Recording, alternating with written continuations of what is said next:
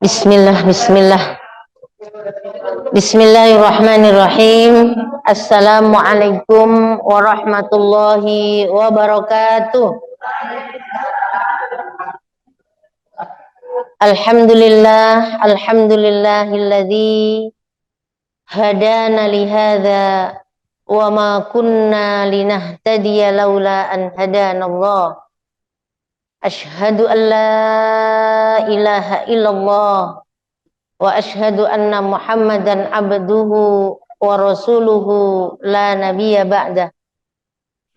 Rabbi shrah li sadri wa yassir li amri wahlul 'uqdatam min lisani yafqahu qawli. Allahumma la sahla lana illa ma ja'altahu sahla wa anta taj'alus sa'ba in syi'ta sahla.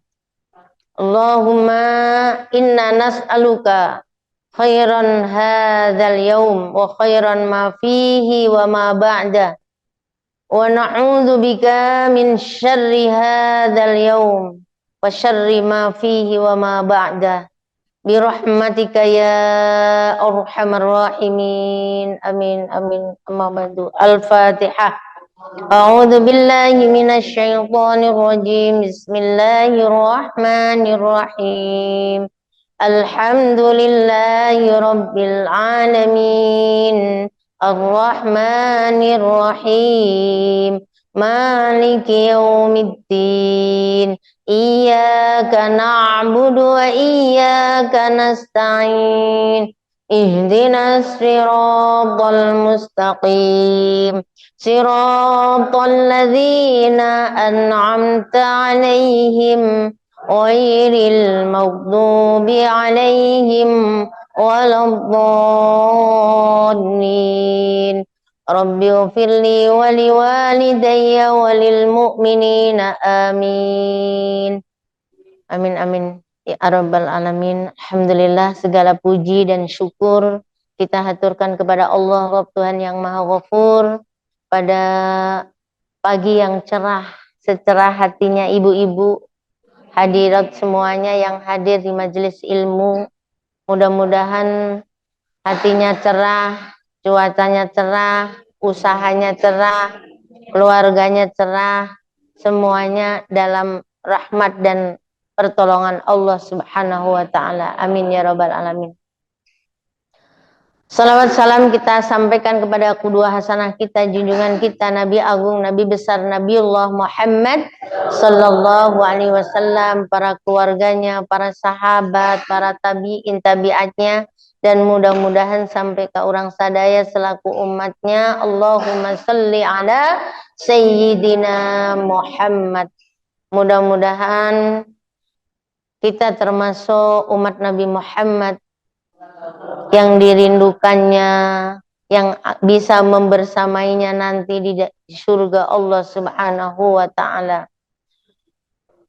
Ibu bapak yang dirahmati oleh Allah Subhanahu wa taala, kita bersyukur karena bisa bersilaturahim.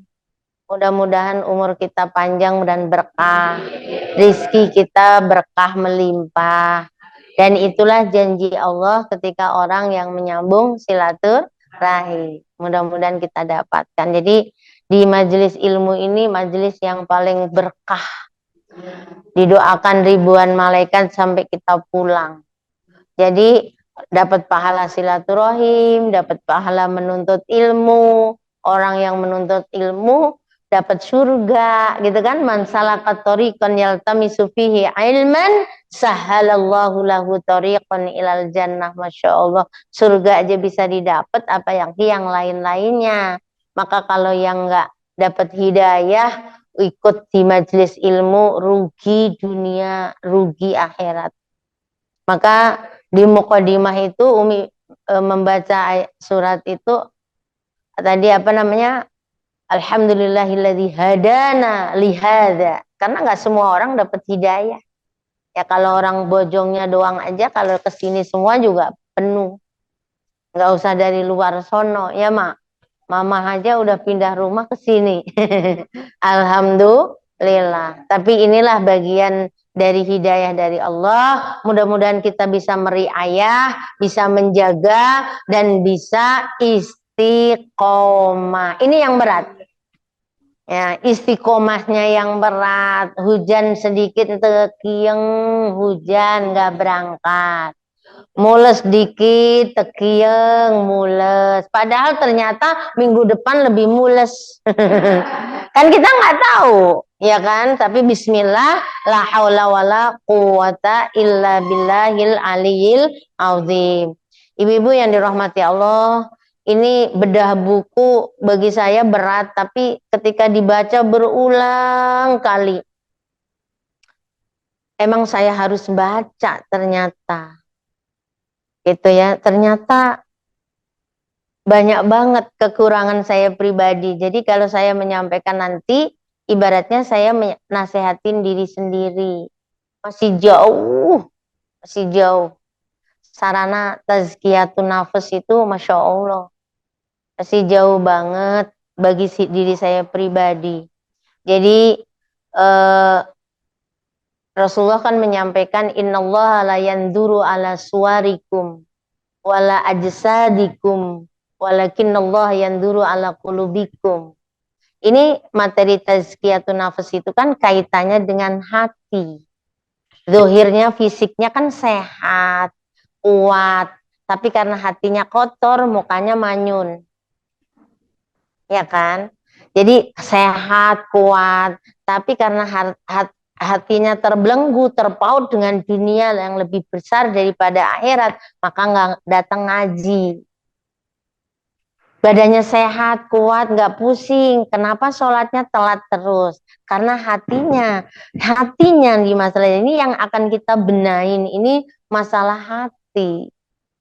Jadi, Masya Allah, berat banget. Ada orang biasa, orang kampung yang pernah saya ceritakan dulu kalau ibu masih ingat. Ya, apa namanya, anak-anak muda sering ngerjain termasuk saya gitu. Kan dia punya lingkungan itu ada mangga, ada belimbing, ada kita palingin dulu gitu. Nah, ibu itu siapa itu gitu kan. Itu udah 1000 harinya atau bahkan lebih ketika kuburannya tergali masih utuh. Orang kampung. Makanya bagaimana agar kita itu menjadi auliaullah, menjadi waliullah, menjadi kekasih Allah. Padahal kita bukan nabi, bukan rasul. Saya nanya sama bapak itu nggak bisa nggak bisa tidur, ngahuleng aja. Kenapa sih Pak? Tadi habis yang lihat gitu, maksudnya kepencet pas gali kubur sampingnya itu kepencet ininya nih apa Bu? Kepalanya. Terus masih berdarah. Ya, udah lama. Saya nanya itu ibu itu yang dulu. Hah? Iya, kenapa? Enggak, aku maju. Aku bisa maju. Tenang aja. Ibu-ibu yang dirahmati Allah. Lanjut ya, Bu ya. Terus kata Bapak tuh, ibu itu gitu lah ya. Oh, itu yang dulu saya dan teman-teman ikut suka ngambil buahnya. Tapi pendek cerita, dia itu punya anak 5 yang tidak terlalu soleh dan solihah. Termasuk menantunya tapi sabar. Hidup di rumah sendiri. Anaknya sih ya tidak terlalu gitu loh. Tapi memaafkan lah. Baik orang. Berarti kaitannya apa? Mampu nggak kita memaafkan kesalahan orang? Orang terdekat kita, tetangga kita, semuanya. Udah. Nah ini contoh ini yang akan kita bahas itu diantara salah satu tazkiyatun nafas itu hablum minallahnya saya, hablum minannasnya saya. Baik, urusan dengan Allah dituntaskan mana yang wajib, mana yang sunnah. Urusan dengan manusia, kaitannya dengan janji, ya, kaitannya dengan muamalah dengan tetangga dan seterusnya, Masya Allah. Hubungan dengan manusia, dengan guru, dengan murid. Allahu Akbar. Saya baca yang sekarang jadi ulama besar itu, contoh Imam Syafi'i aja. Menyerahkan Imam Syafi'i, ibunya menyerahkan anaknya ke seorang ustadz. Ya ustadz, saya janda. Kalau kita kan nggak dengar orang saya janda kan sambil nangis terus minta keringanan. Halo, kebanyakan, ya kan? Ini ya Ustadz, saya janda, suami saya tukang reparasi jam yang sudah almarhum, saya ditinggalin putra satu nih, gitu kan? Saya mohon keridoan ke ininya Ustadz, jadikanlah anak saya ulama. Dan suami saya punya tabungan nih, saya nggak hitung, saya nggak jumlah, jadikan anak saya ulama ini. Jadi nggak dianjuk, enggak. Dibayar di depan. Dibayar di depan. Jadilah Imam Syafi'i. Ini hablum minallahnya saya, hablum guru juga punya istri, guru juga punya anak.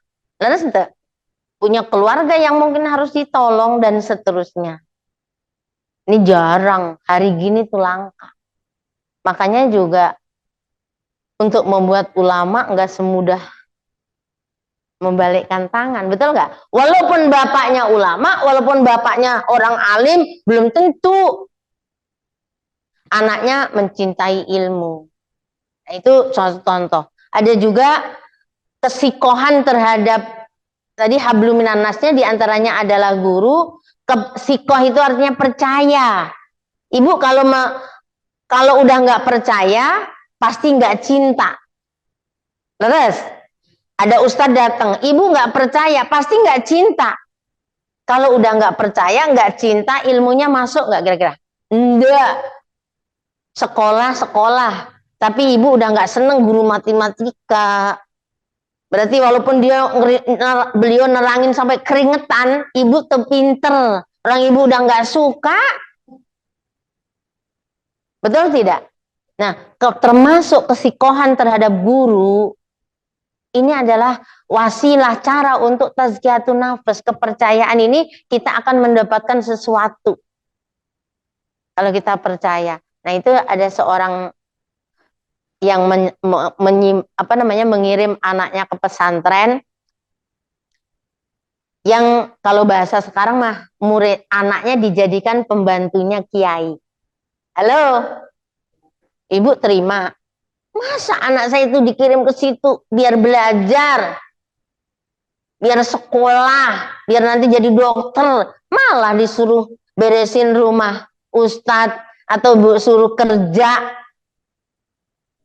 Halo, itu tahun ini, tahun sekarang, hari zaman now sekarang. Dulu saya ini pembantunya, kalau dipanggil mah udah bantu ngocok bolu, ada pesanan 150, ngocok. Dulu mah nggak ada mixer. Kadang sampai jam 12 malam. Pak Muda besok mau ada tamu, jadi suruh nyapu, suruh beresin rumah. Kadang-kadang sebelum disuruh udah kita piket aja. Sebelum ada tamu, kalau ulama besar di Pati atau di Jawa pesantren itu kan ruang tamunya gede.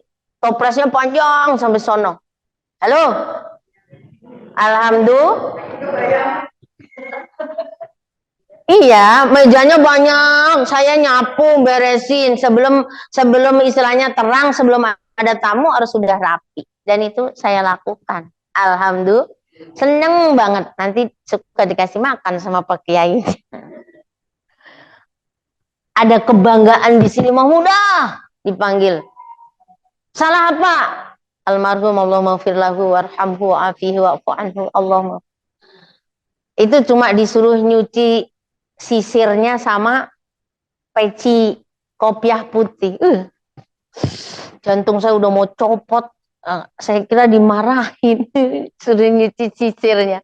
Seneng banget. Jadi ada hablum minallah, hablum minallah, hablum minannas, diantaranya untuk membersihkan hati, kesikohan, percaya, baik orang tuanya ataupun anaknya. Dan itu ada dalam kitab Ta'lim Muta'alim, ada dalam kitab apa namanya ini, Tazkiyatun Nafas. Subhanallah. Ibu-ibu yang dirahmati Allah, yang sekarang juga jadi ulama besar, itu ketika naruh anaknya di lembaga pendidikan, di pesantren, ternyata anaknya itu setiap ustadznya mau wudhu, itu disuruh ngambil air di ember. Zaman dulu memang banyak krante, ya kan? Pakai ember, ya kan? Ngambil gitu. Nah, anaknya tuh ngambil di depan orang tuanya, ngelihat lagi nengok, ceritanya kan, ditengok gitu. Terus taruhan, terus kata ustadznya langsung wudhu sendiri, dipakai gayung, terus itu airnya dari ember.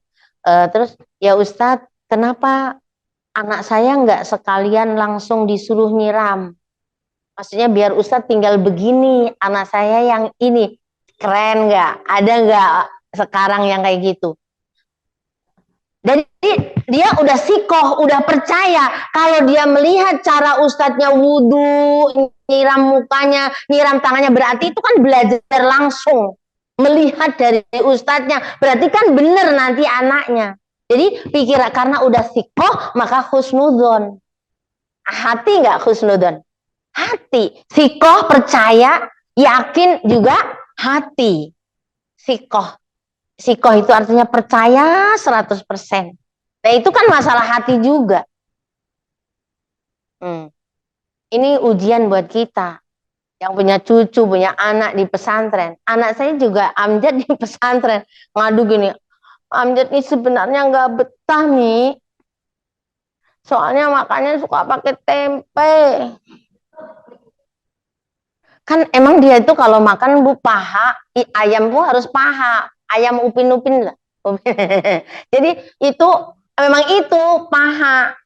Ya, tapi kan kata saya nak, tempe itu sehat, tempe itu halal. Apapun yang dikasihkan oleh Ustadz kepada kamu, kalau itu halal, makan. Cobalah. Kata saya coba. Karena itu halal dan insya Allah sehat. Daripada kalau ayam terus juga nggak sehat. Jadi saya ngajarin bahasa-bahasa yang utamakan yang halal ke depannya. Karena akibat dari walaupun enak, lezat, kalau itu nggak halal, akibatnya musibah demi musibah. Coba lihat Indonesia. Saya kemarin mengkaji khusus tentang halal dan haram. Nangis saya, Masya Allah. Sini banjir, sini longsor, sini Allahu Akbar. Karena akibat dari maksiat dan kehalalan apa yang dia makan. Dan itu adalah mengundang mara bahaya, mengundang musibah. Ibu-ibu, bapak rahimakumullah. Jadi itulah tentang awal mukadimah tentang tazkiyatun nafas. Jadi tadi orang tuanya yang nyuruh, kok kenapa anak saya cuma hanya disuruh ambilin air, padahal anaknya kecil ngangkat ember. Harusnya astagfirullahaladzim, tega banget kan gitu. Tega banget sih ustadznya. Bahwa hidup ini adalah pendidikan, hidup ini adalah pelajaran, semua ada hikmahnya. Semuanya ada manfaatnya, nggak ada yang nggak ada manfaatnya, tapi manfaatnya ya nanti. Kalau saya dilahirkan dari orang kaya, yang banyak duitnya, yang serba enak, pesantrennya nggak jadi pembantu kiai, mungkin saya tidak peka nantinya. Kalau ada orang susah, kalau ada orang ini. Jadi itu semuanya akan membentuk karakter kita ke depannya. Ibu-ibu yang dirahmati Allah, wasilah atau sarana apa namanya untuk tazkiyatun nafas itu banyak. Tadi yang pertama itu kan utamakan hablum minallah, hablum minannas yang baik, yaitu kesikohan, akhirnya tumbuhlah husnudon, kepada sesama manusia. Jadi kalau udah sikoh pasti husnudzon, pasti tujuannya baik. Karena kalau udah suudzon dosa, ya ayyuhalladzina amanu jtanibu katsiran minadzon. Wahai orang-orang yang beriman, jauhilah zon. Karena inna ba'dadzonni ismun. Kalau udah suudzon, suami disuudzonin, ribut nggak Bu? Ribut. Anak disuudzonin, ribut nggak? Ribut. Pandangan matanya bukan pandangan mata yang indah. Orang yang suudzon senyum atau manyun? Jangan-jangan nih, jangan-jangan. Semalam saya kedatangan tamu. Beliau, ini orang yang dimaksud itu sekolahnya agama. Hafalan Qur'annya banyak. LC lah ibaratnya. Tapi kayak kena gangguan gitu. Kata orang yang datang ke rumah saya itu, dia nggak megang HP, dia nggak megang KTP, nggak mau punya ini itu karena semuanya disadap katanya. Paham nggak? HP disadap, KTP disadap, semuanya. Jadi nggak mau punya itu lagi. Kan sekarang hari gini, jadi kita semua ini disadap. Saya denger orang yang ngomongin dia, padahal nggak bawa HP. Dia tahu orang itu ngomongin dia, padahal nggak. Jadi kayak apa namanya? Kayak ada gangguan awalnya dari suudzon. Akhirnya dia menyendiri karena semua orang ini salah. Akhirnya nggak ada percaya sama orang. Jadi kita jangan dilanjutkan. Saya nggak percaya sama dia. Saya nggak percaya sama dia. Saya nggak percaya sama dia. Akhirnya mau hidup sama siapa? Sama kucing.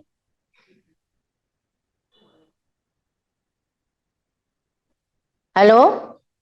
Akhirnya menyendiri. Megang HP enggak, itu dosa, maksiat.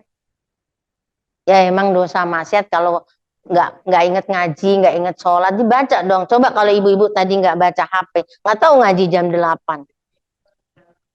Tapi kalau dipakai itu kan manfaat. Ibu-ibu yang dirahmati oleh Allah Subhanahu wa taala, yang berikutnya yang paling berat yaitu wasilah untuk bisa tazkiyatun nafs yang akan Umi bahas lebih luas itu adalah tentang sholat. Insyaallah awwalu ma yuhasabu bihi yaumal qiyamati as-sholat. Yang pertama nanti dihisab oleh Allah Subhanahu wa taala adalah sholat. Sholat itu wasilah atau sarana menuju tazkiyatun nafs yang apa namanya merupakan wujud tertinggi dari ubudiyah. Jadi wujud tertinggi dari ubudiyah adalah sholat. Kita dikatakan ibadullah. Jika dikatakan ibadullah, utlu wa qala innama apa namanya? Dalam surat apa itu ya? Utlu ma uhiya ilaika. Surat apa yang tahu boleh pulang. Utlu ma uhiya ilaika. Bacalah Al-Qur'an yang apa namanya? Yang sudah diturunkan oleh Allah pada Nabi Muhammad untuk umatnya, wa aqimis sholata li dzikri, dan dirikanlah sholat untuk mengingat Allah.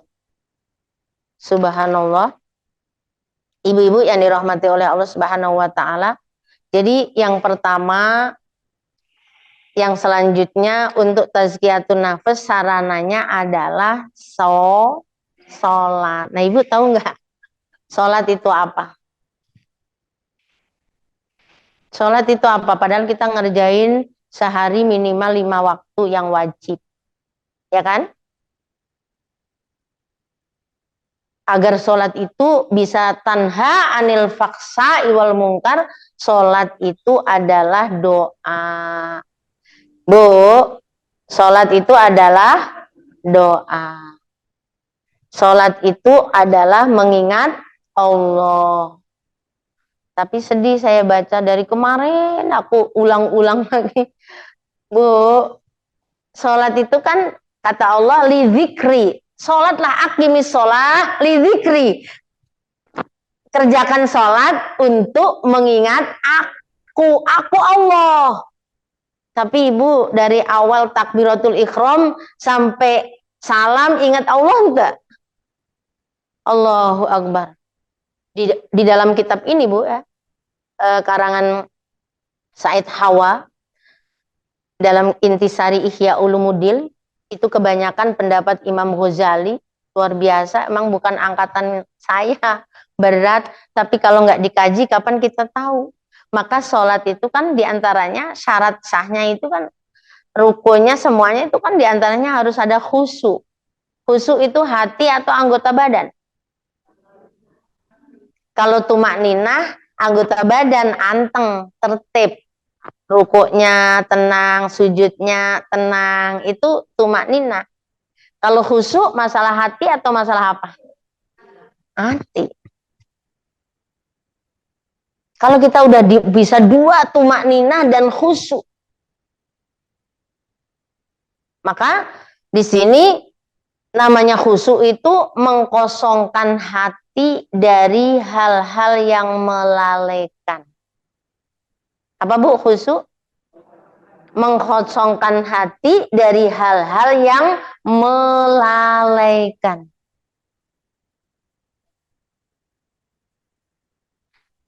Fokus hanya kepada Allah. Fokus hanya kepada Allah.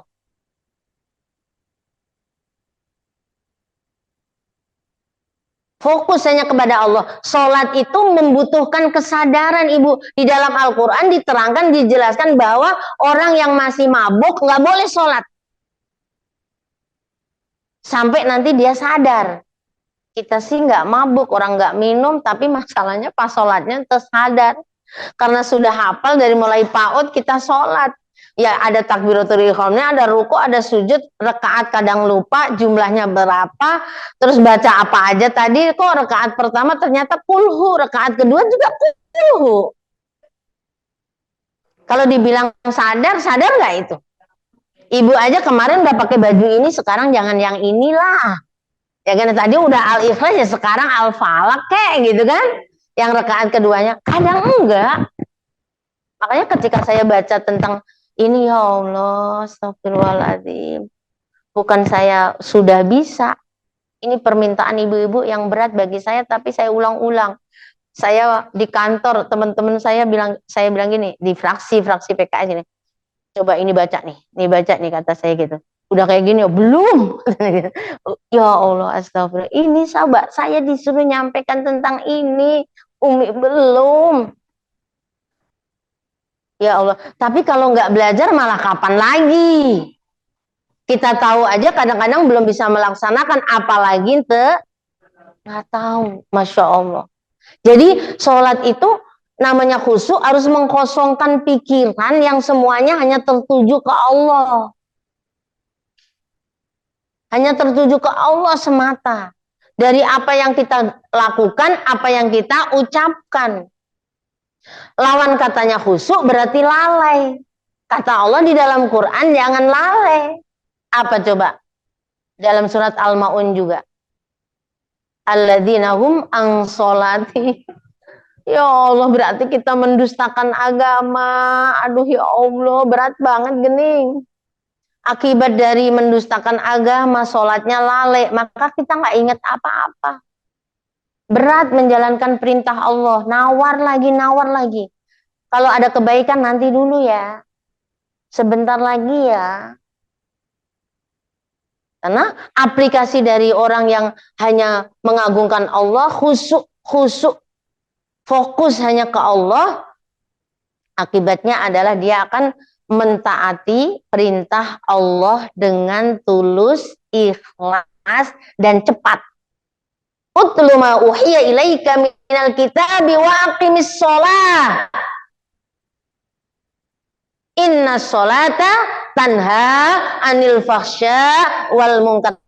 Kalau udah baca Quran, pedoman hidup yang nanti menjadi pertanyaan alam kubur, yang kedua perintah dari Allah adalah sholat.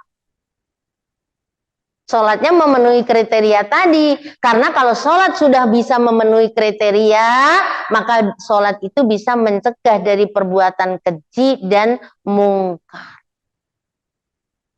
Islam, haji, umroh, tapi bohong melulu. Melakukan kemaksiatan tidak merasa bersalah. Melakukan pelanggaran tidak merasa berdosa. Berarti sholat tapi tidak bisa tanha anil fahsya wal mungkar. Mungkar itu perbuatan yang kelihatan nampak. Melawan orang tua, nggak baik sama tetangga, nggak baik sama lingkungan, merusak. Itu mungkar. Fahsya, biasa aja melakukan perbuatan-perbuatan keji. Perselingkuhan, perzinaan. Dari ucapan juga bisa fahsya itu. Kalau di depan istrinya nggak muji-muji, di depan Bu RT cantik banget sih hari ini. Yang muji Pak Ujang, Pak RT-nya. Dan emang tambah cantik, tambah langsing, gening Bu Mariam, Bu RT. Alhamdulillah. Mudah-mudahan Pak Ujangnya waras, sehat. Amin. Jadi ngelihat istrinya jadi seger. Tadinya mau sakit nggak jadi. Amin. Pak Odi juga kan gitu ya Bu. Alhamdulillah. Pak Odi tambah sehat karena lihat istrinya masih cantik. Alhamdulillah, ibu-ibu yang dirahmati Allah Subhanahu wa taala, ya Allah. Jadi kenapa sholat menjadi sarana yang paling besar dan yang paling utama untuk tazkiyatun nafas? Karena kalau orang sholat itu kan pasti berdoa. Sholat itu artinya kan doa. Ya kan? Dan doa tadi biasanya khusyuk nggak? Ibu kalau doa khusyuk nggak? Kalau nggak khusyuk biasanya nggak nyentuh ke hati. Ibu kalau misalnya, papa bagi duit dong, itu nggak terlalu butuh duit. Ibu dompetnya masih tebel. Tapi kalau dompetnya kosong, ibu butuh banget gimana? Ah, mau dipijitin ya? Pak, beda nggak? Konsentrasi, khusyuk, terus ngomongnya pun beda, agak lembut ke Allah. Allahu Akbar. Makanya kunci pertamanya sholat kudunya khusyuk. Karena khusyuk tandanya nggak lalai. Kalau lalai berarti akan ada korelasinya dengan hati yang kotor, nantinya ada korelasinya dengan kemaksiatan yang lain. Kalau orang sholat, dengan sholat, masalah kita akan dimudahkan, Ibu. Ada nggak orang hidup tanpa masalah? Maka alhamdulillah kalau kita punya masalah, berarti masih pasti punya masalah. Nabi punya masalah nggak? Punya. Masalah ekonomi? Punya. Masalah keluarga? Punya. Jadi kalau kita punya masalah, kenapa di Kuningan ini perceraiannya 300 keluarga per bulan? Waktu zamannya Pak Ujang di sono 150 dulu ya. Sekarang Pak Ujang pulang, pulang lagi. Jadi pembina malah naik 300 karena masalah hati. Kalau kita bercerminnya kepada Allah, kembali ke Allah, bercermin kepada Nabi dan Rasul, Nabi aja punya masalah ekonomi, sahabat punya masalah ekonomi, tapi larinya bukan perceraian. Kalau udah perceraian, anaknya nggak susah diatur, segala macam. Masalahnya bukan selesai, nambah. Ini di sini diterangkan, sholat adalah sarana yang penting untuk urusan kita jadi mudah. Hati kita jadi lembut. Kalau hati kita masih tidak tersentuh dengan dibacakan Al-Quran, tidak tersentuh dengan dibacakan hadis, berarti hati kita batu. Hanya orang yang berhati batu. Kalau dibacakan Al-Quran.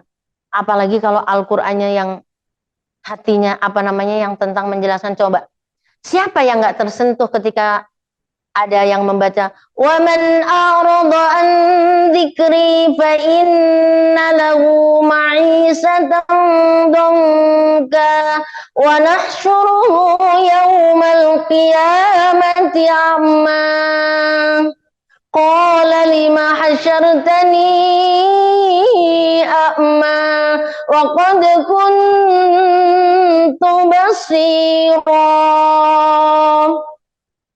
Siapa yang nggak tersentuh kalau memang dia orang beriman?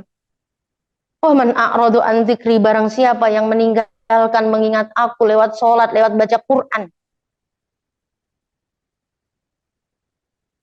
Siapa yang lalai dari mengingat Allah? Orang yang baca Quran itu karena hatinya ingat Allah. Orang yang sholat itu karena hatinya oleh Allah. Maka minimal hati, menghadirkan hati atau khusyuk dalam sholat itu adalah minimal di saat takbiratul ihram. Itu minimal. Kalau di saat takbiratul ihram juga tidak ingat Allah, tidak mengkosongkan pikirannya, hatinya hanya lillah, maka itu udah rusak. Ini di dalam kitabnya begitu penjelasannya. Udah rusak. Jadi minimal saat Allahu Akbar. Itu udah bagus. Sayyidina Ali saja sah menjadi menantu Rasulullah karena rakaat pertamanya khusyuk. Itu sekelas sahabat Nabi lolos menjadi menantu Rasulullah. Nanti jangan langsung kayak gitu. Kayak anak PAUD kan ya itu juga nilainya nggak bagus so. Mah jangan marah. Ada temen aku yang nggak bagus. Itu namanya anak PAUD. Yang sekelas Sayyidina Ali aja khusyuknya cuma 1 rakaat. Saya aja nggak apa-apa dong waktu takbiratul ihram sekali-kali. Coba kalau kita punya problem, punya masalah, sholatnya gimana coba? Baru Allahu Akbar sudah meneteskan air mata. Baca Fatihah dimaknai, betul nggak? Duitnya banyak? Itu dulu, itu mah persis saya anak TK juga kayak gitu. Anak TK tuh nggak pernah sedih karena merasa emaknya punya kantong. Halo, kita kok sedih ngapain? Orang Allah punya kantong, bahkan punya karung Allah. Alhamdulillah. Jadi nggak pantas. Makanya latai asu mirohillah, jangan putus asa dari rahmat Allah. Ibu-ibu yang dirahmati Allah Subhanahu wa taala. Jadi sholat itu ketika kita sudah hati kita lembut, hati kita akan menerima seluruh perintah Allah dan akan meninggalkan larangan-larangan Allah. Itu di dalam kitabnya begitu dijelasinnya. Subhanallah. Jadi kalau kita masih nawar, berarti ada yang salah nih. Padahal kita sholat 5 waktu oke. Qobliyah ba'diyahnya oke. Sholat malamnya alhamdulillah. Kadang-kadang masih tambah sholat hajat, sholat tobat. Tapi kenapa ya? Kemarin ketemu orang, ahli pengajian, ngaji, rajin. Tapi dia mungkin belum paham ketika ke pengajian ya solehah. Ketemu Umi di mall, di supermarket, baru saya kaget. Beda. Ibu kalau mau ngaji berarti hati ibu bersih, terpaut dengan Allah. Maka pakaiannya pun menyesuaikan. Tapi kalau menyesuaikan jangan sungguh terlalu lah. Masa baju PAUD dipakai? Kita udah nggak PAUD. Jadi sempit banget. Aduh, udah badannya juga. Kalau anak PAUD, badan gendut, pakai baju sepotong tuh lucu. Alhamdulillah. Coba kalau kita. Ya, kira-kira begitu. Waduh, saya gitu. Oh, Ya saya sih biasa aja nyapa. Semoga Allah mahdi. Semoga Allah memberi hidayah. Amin. Amin ya rabbal alamin. Ketemu saya aja takutnya kayak ketemu malaikat Israel. Gimana kalau malaikat Israel yang datang? Saya mah biasa saja. Saya hanya menyampaikan kalamullah, Quran, hadis, ya kan? Dipakai alhamdulillah. Nggak dipakai umi juga nggak dosa. Jadi menyampaikan ilmu di dalam kitab ini menyampaikan ilmu sampai apa namanya Imam Ghazali menyampaikan ilmu kepada orang bodoh itu sia-sia. Menyampaikan ilmu kepada orang yang berhak itu, kalau kita tidak menyampaikan ilmu kepada orang yang berhak itu udah datang ngaji, udah minta ngaji, tapi kita nggak mau, alasannya apa? Itu berarti sebuah kezoliman. Dosa. Zolim berarti. Kalau orang yang bodoh itu maksudnya orang yang butuh ilmu. Jangan nasehatin orang yang lagi nggak butuh. Didengar nggak? Enggak. Anak ibu tuh, nah ibunya harus dudukin dulu, ini es krimnya, ini ininya, sambil dia, ini dia. Iya, iya ibu, ahlan wa sahlan. Ibu-ibu yang dirahmati oleh Allah Subhanahu wa Ta'ala, sholat itu kenapa menjadi wasilah tazkiyatun nafas yang paling utama? Karena sholat itu melatih kesabaran. Halo, Bu, Ibu, kalau badan kita lagi pada sakit, pating gak karuan yang dirasa, harus wudhu, udah wudhu pakai makena, biasanya ada nggak rasa males, rasa ini, terus harus bungkuk, orang lagi sakit banget, udah ruku, harus turun lagi, ini lutut, uji kesabaran, ini perintah Allah, maka harus dikerjakan, ya Allah, ya Allah. Ada Bu orang yang lagi sholat tuh malah bilang, aduh, batal nggak? Batal lah. Ya kan, makanya kata Allah, nah tadi perasaan saya yang imami, perasaan tadi bilang aduh, iya makanya diulangin. Jadi pas sujud itu, waduh, gitu. Emang ya sakit, makanya ulah dipaksakan kata Allah. Bisa berdiri, berdiri. Nggak bisa berdiri kan duduk. Nggak bisa duduk, ya duduknya nggak di kursi nggak nyaman ya selonjor juga boleh.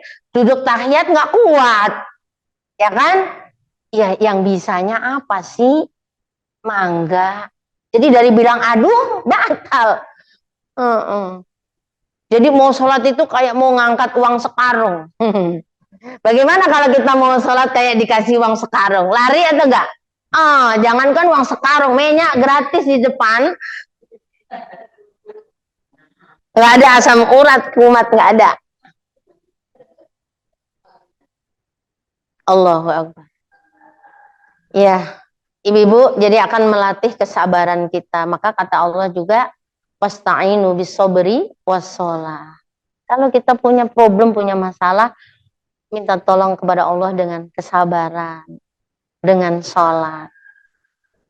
Kalau sholat itu nggak menguntungkan, Bu, nggak mungkin ketika Rasulullah difitnah problem keluarganya, istrinya difitnah berzina, Rasulullah ambil wudhu sholat. Ketika ditantang perang, sementara kondisi ekonomi, keuangan, senjata nggak punya, ya Bilal, arihna bis sholat. Ya Bilal, istirahatkan aku dengan sholat. Bilang langsung ada. Berarti sholat berguna nggak? Amat sangat berguna. Jadi solusi berikutnya, solusi segala problematika kehidupan. Kenapa? Maka tadi syaratnya sholat dan khusyuk. Jadi akan menjadi solusi segala problematika kehidupan. Jadi kalau ada masalah, perbaikilah sholat kita. Halo, bukan perbanyak sholat kita doang, tapi perbaiki dan perbanyak. Ambil wudhu sholat, ya Allah. Rasanya adem, Allahu Akbar, Allah Maha Besar. Berarti Allah punya uang karungan. Ya kan? Jadi kalau hanya menyelesaikan masalah kita yang kecil, ada yang ngadu ke rumah. di PHK, nangis. Saya bilang, kenapa nangis? Nggak, aku di PHK. Di PHK. Kata saya, jangan menangis masalah dunia. Jangan menangis masalah pekerjaan. Yakinlah ke Allah, ambil air wudhu, introspeksi diri. Mungkin selama kamu punya kerja jauh dari Allah, maka Allah ambil lagi lah. Tingkat ketaatan kamu kepada Allah seberapa? Jadi coba diintrospeksi diri. Sekarang banyak istighfar, nggak usah nangis. Dan yakin Allah punya rencana yang lebih baik. Mahal air mata kita. Air mata orang beriman itu mahal. Pernah nggak kita baca Quran sambil nangis? Ya sambil nangis kalau kita kangen sama suaminya belum pulang, belum ngasih uang. Bukan karena tahu artinya.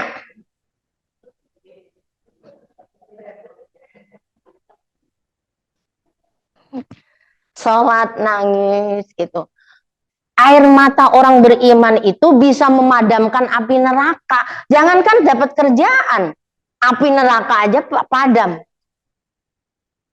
Barang siapa yang mengingat aku, hadir di pengajian, nahan kantuk. Kayak gini tuh enaknya juga kalau dengerin pengajiannya sambil tidur. Enak. Terus ketika udah selesai sebentar banget tuh minyak ceramah. Sebentar bilang ibunya tidur, gimana nggak sebentar. Halo. Jadi apa namanya? Jadi mahal. Air api neraka aja. Mata yang menahan kantuk karena melakukan kebaikan. Mau sholat, mau ngaji, mau baca Quran, ditahan. Maka mata itu haram tersentuh api neraka. Haram loh. Jadi jangan dikeluarkan karena hal-hal yang gak penting. Kita nangis karena takut dosanya gak diampuni oleh Allah. Nangis karena takut sholatnya gak diterima oleh Allah. Nangis.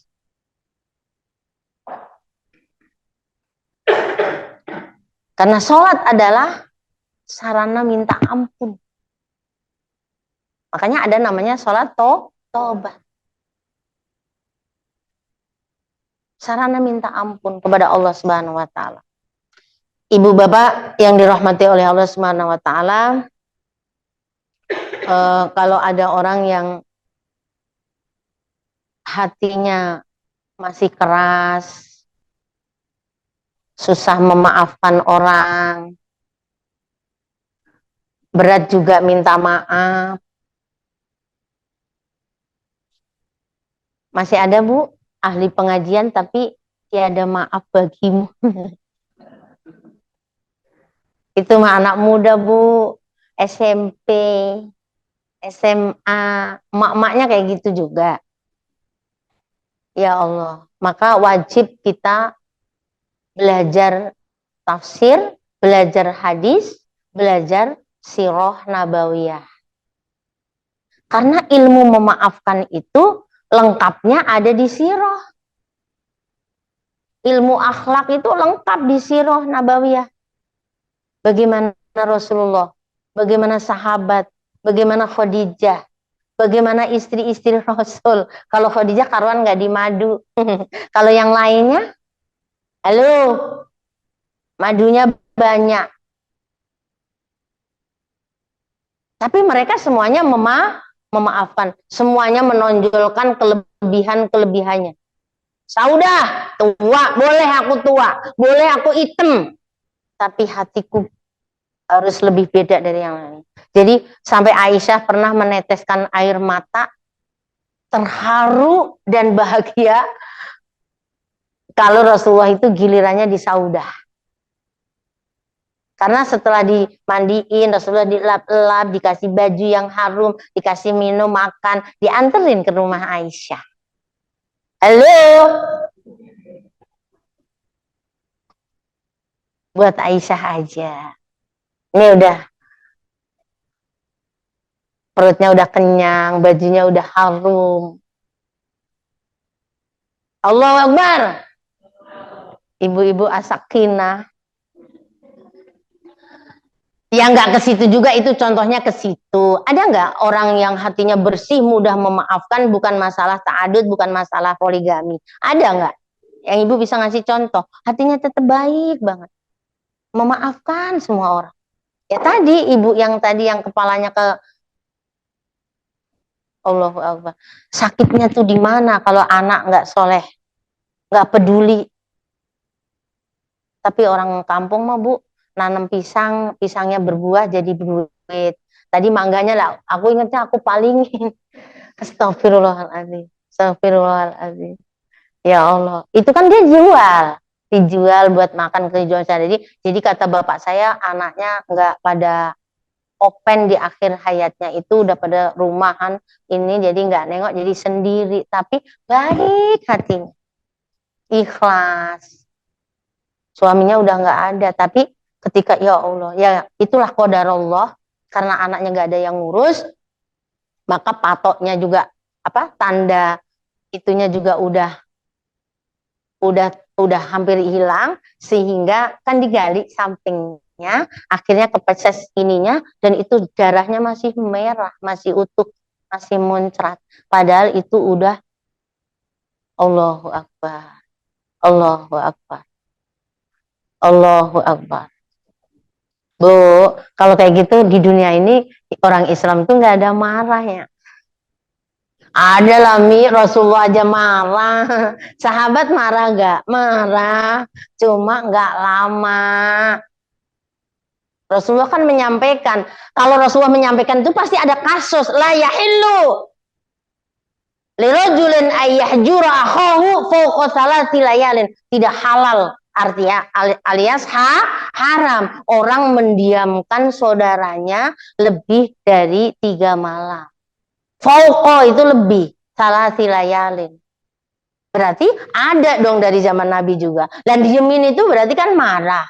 Kalau marah itu kan berarti belum memaafkan. Tapi ada yang sampai tahunan. Udah setahun dikasih berkat dibuang. Apa yang kita banggakan di hadapan Allah? Kecantikan kita sebentar lagi hilang. Harta kita nggak milik, itu milik Allah. Allah cuma nitip. Dan Allah nggak ngelihat tadi di awal, la yanduru ala suwarikum wala ajsadikum walakin Allah yanduru ala qulubikum. Allah nggak ngelihat kecantikan kita, bentuk wajah kita, kulit kita. Yang dilihat oleh Allah adalah hati. Memaafkan urusannya sama hati. Orang yang sholat berarti udah otomatis pemaaf. Marah sih marah, boleh marah, boleh kesel, boleh sebel 1 jam saja. Berapa Bu? Ulangi, boleh marah, boleh kesel, boleh sebel 1 jam saja. Bu ya ini paling kenceng, Pak Taufik saksinya.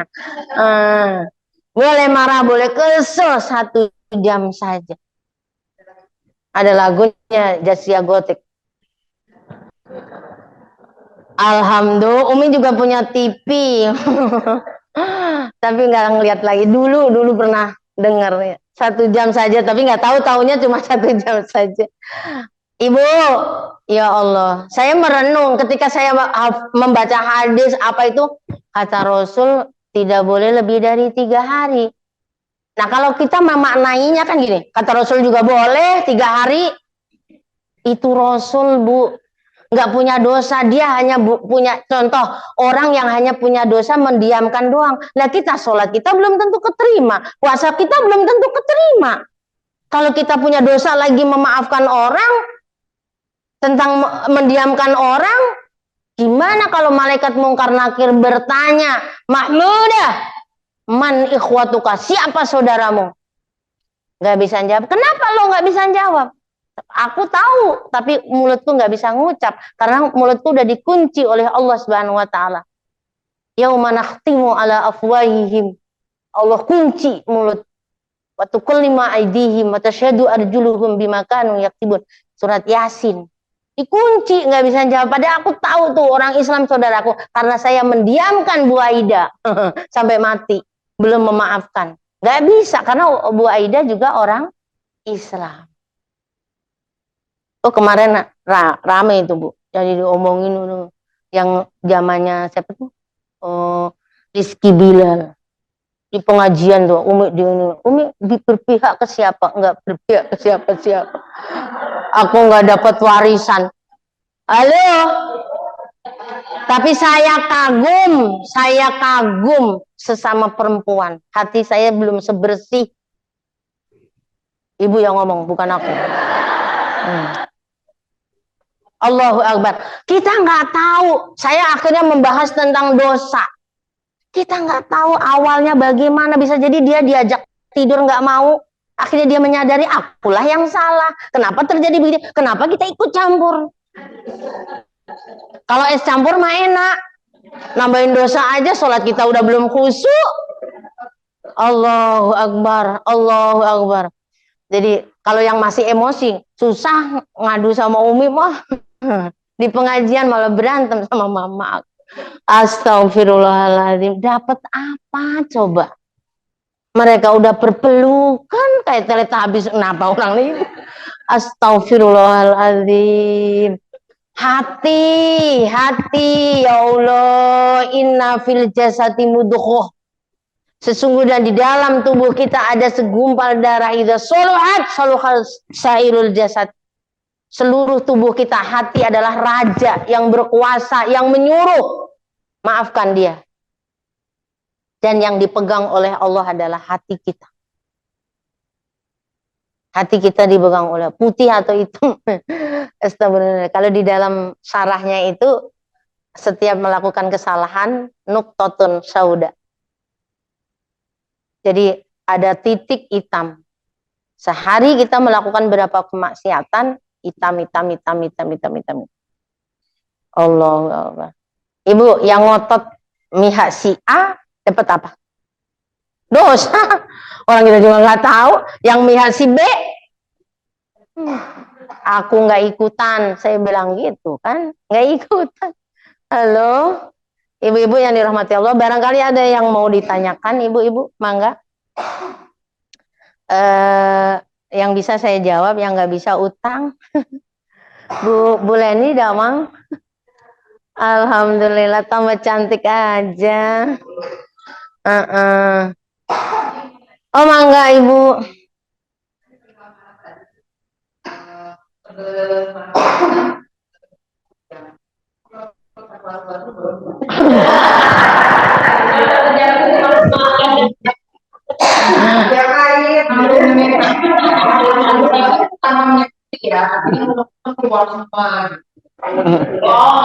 Minimal dia tahu batu iya. Iya.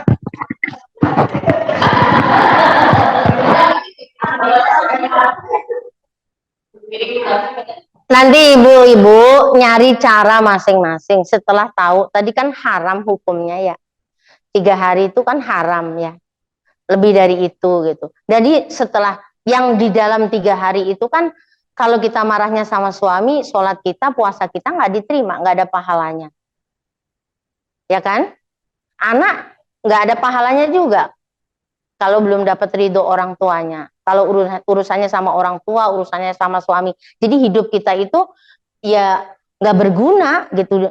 Karena adanya cuma dosa doang itu selama 3 hari. Nah 1 jam itu, kalau ibu nanti nyari solusi. Nyari solusi gaya ibu masing-masing. Saya marah. Saya pribadi sering marah. Ini udah selesai. Saya pribadi sering marah.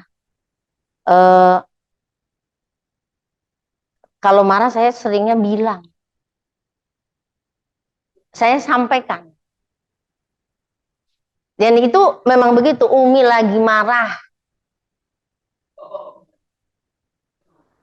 Umi lagi marah. Gitu.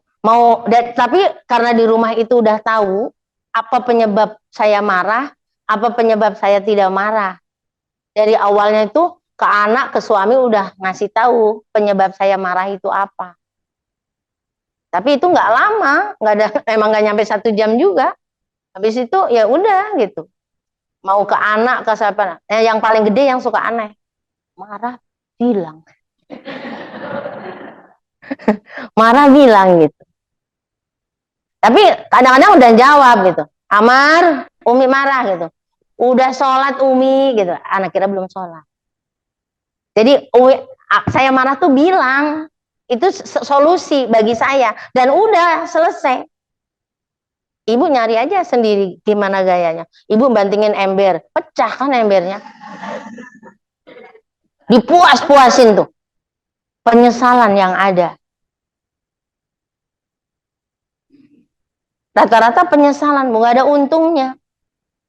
Jadi mending kalau saya tadi solusinya, tapi nggak semua orang juga bisa kayak saya tadi ya. Itu kan saya menemukan dengan cara itu. Mau di kantor guru, mau di mana. Saya sampaikan. Saya lagi marah sama Bu Badiah. Ada orangnya. Tahu nggak sih, aku nunggunya lebih dari setengah jam tadi. Halo? Yaudah maafin deh, gitu. Udah kan selesai, saya udah ngomong. Kemarin ada orang yang mau nganterin saya ikut ngaji. Aku telepon nggak diangkat, di WA nggak dibalas. Naik motor aku sendirian. Aku udah di tempat pengajian. Kalau udah janji, berusaha untuk menepati. Ternyata kan nyusul dia, dianterin anaknya. Mau Allah, aku lagi sholat duha, ya udah. Ya saya tinggal, itu marahnya saya aku tinggalin. Udah selesai. Pulangnya saya yang bonceng, saya boncengin dia. Alhamdulillah, tadi telat. Jadi ada mobil mogok di depannya Bu. Pas gini kita mau belok, dia mobilnya berhenti. Sono ada elep. Agak lama gitu. Kayaknya mesinnya mati dia. Kalau dia mundur aja kita kena tadi. Nah itu agak telat itu. Jadi ada ininya. Kita berusaha untuk, jadi marah itu bisa selesai Bu. Pernah nggak Bu Ami marah terus nyesel? Nah, nyesel lah, pasti nyesel. Rata-rata tuh nyesel. Soalnya ya marah sih marah, tapi nggak usah berlebihan aja. Nggak usah dipuas-puasin juga, nggak akan puas. Di dunia ini manusia nggak akan puas. Kalau aku punya mobil, pengen ganti mobil. Ya kan? Punya satu, pengen dua. Jadi nggak akan pernah bisa puas. Itu udah ada hadisnya, ada semuanya itu. Nggak akan. Itu kaitannya dengan hati. Maka kalau udah alhamdulillah, itu plong gitu. Makanya ciri umat Nabi Muhammad itu kan diantaranya ada 7. Yang pertama adalah yahmadunallaha fi kulli halin wa ahyanin, mengucapkan alhamdulillah alias bersyukur dalam kondisi apapun. Itu cirinya. Bu, makan pakai tempe alhamdulillah, ditengok anak alhamdulillah. Kemarin hari ibu bayangin anak 5 dapat rangkaian bunga 5. Tambah dari suami 1 jadi 6. Ternyata 1 pun nggak ada yang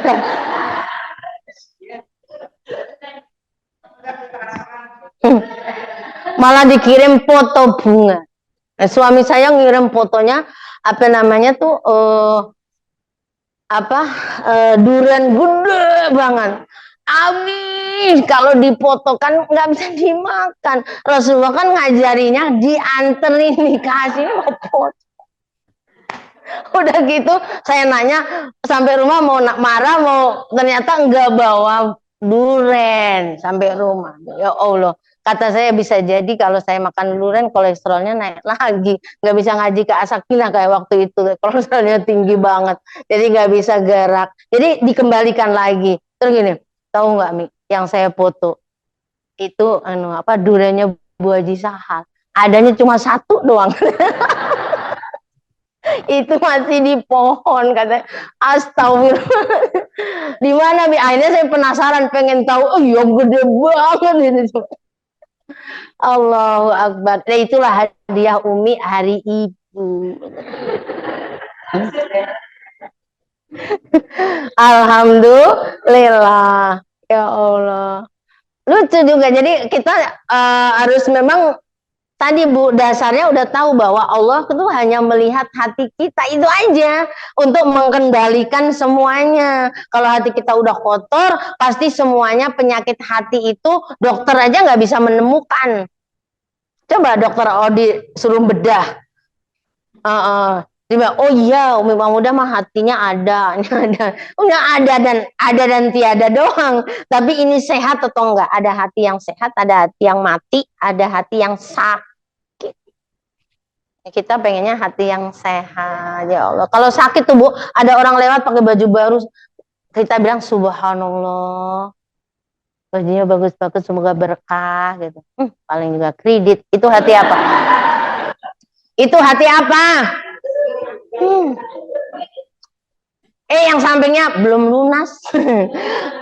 Allahu Akbar. Ya.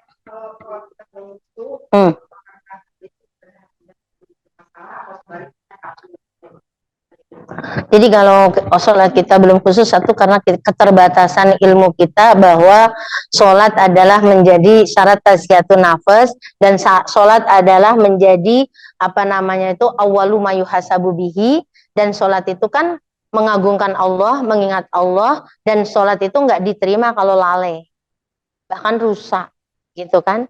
Bahkan kita termasuk mendustakan agama, bohong lo gitu. Mendustakan agama itu kan bohong lo, kelihatannya aja sholat tapi ternyata itu belum bermakna sholat karena belum khusyuk kan gitu. Jadi hatinya masih terpaut dengan dunia lebih tinggi daripada akhirat gitu. Tapi itulah kenyataan. Kemarin tuh adik saya maghrib saya ditelepon, besan saya meninggal kan di Pati, jadi kan saya tidak bisa datang, saya nerimanya maghrib. Adik saya tuh tolong takziah, saya bilang gitu kan, saya kirim. Di mana itu? Di Purwodadi. Nah adik saya tuh kata dia gitu, kok tiba-tiba saya mau berangkat takziah sekarang tapi hujan lagi gede sepanjang jalan banjir. Kata dia tuh gini, pas udah nyampe gini, dia gini, sholat maghrib ngimami Allahu Akbar, itu langsung ingat mobil besok di bawah, berarti takziahnya sekarang. Dia ngaku gitu, pas udah takbiratul ihram itu inget besok mobil semuanya dipakai, ada acara ini, ada acara itu gitu, berarti takziahnya harus sekarang.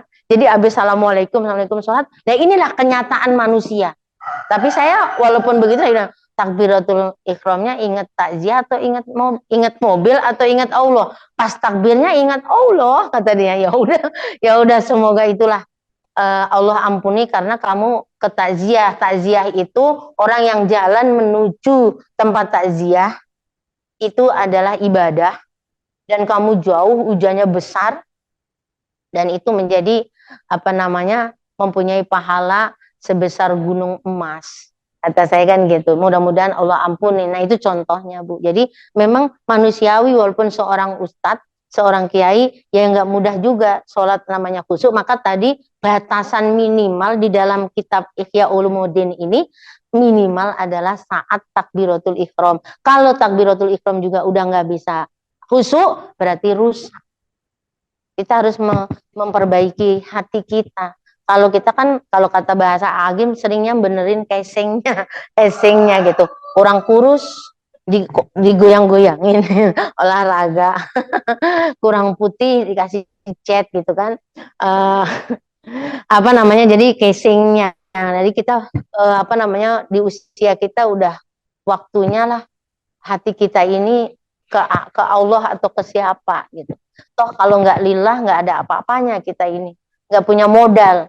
Kalau uang mah kita bisa nyimpen, tapi kalau masalah urusan hablum minallah, setiap detik, setiap waktu Allah tahu hati kita muyulnya kemana, ke dalam kebaikan, ke dalam kemaksiatan atau apa. Mudah-mudahan kita selalu istiqomah dalam kebaikan. Amin ya rabbal alamin. Ada lagi Bu? Banyak wasilah sarana untuk tazkiyatun nafas itu banyak. Udah ketau-tau jam 9, setengah 10. Keren banget. Untung nggak lihat HP. Jadi nggak ketahuan. Iya, kalau lihat HP dari tadi udah tahu ya. Ibu-ibu, banyak. Nanti lanjutannya satu kitab ini ada syukur, ada aduh ya ayatnya mau kita udah tahu semua lah. Insya Allah nanti ketemu lagi. Assalamualaikum warahmatullahi wabarakatuh. Kita berdoa, alhamdulillah wassalatu wassalamu ala Rasulillah wa la haula wa la quwata illa billah. Ya Allah, alhamdulillahirabbil alamin, hamdan syakirin, hamdan naimin, hamdan yuafi ni'ama wa yukafi mazidah. Ya Rabbana walakal hamdu walakal syukru kama yanbaghi li jalali wajhikal karimi wa 'azimi sultanik. Allahumma salli wa sallim ala sayyidina Muhammad wa ala ali Muhammad. Allahumma zidna ilman nafi'a, Allahumma zidna ilman nafi'a, Allahumma zidna ilman nafi'a wa amalan mutaqabbala wa rizqan halalan wasi'an mubaraka. Allahumma inna nas'aluka tuqa wal huda wal afaf. Allahumma inna nas'aluka al huda wat tuqa wal afaf wal ghina. Allahumma inna nas'aluka al huda wat tuqa wal afaf wal ghina. Bi rahmatika ya arhamar rahimin. Wa sallallahu ala sayyidina Muhammad wa ala ali Muhammad. Subhana rabbika rabbil izzati amma yasifun. Assalamun alal mursalin. Alhamdulillahi rabbil alamin. Al-Fatihah. أعوذ بالله من الشيطان الرجيم بسم الله الرحمن الرحيم الحمد لله رب العالمين الرحمن الرحيم مالك يوم الدين إياك نعبد وإياك نستعين اهدنا الصراط المستقيم صراط الذين أنعمت عليهم غير المغضوب عليهم ولا الضالين آمين. Assalamualaikum warahmatullahi wabarakatuh.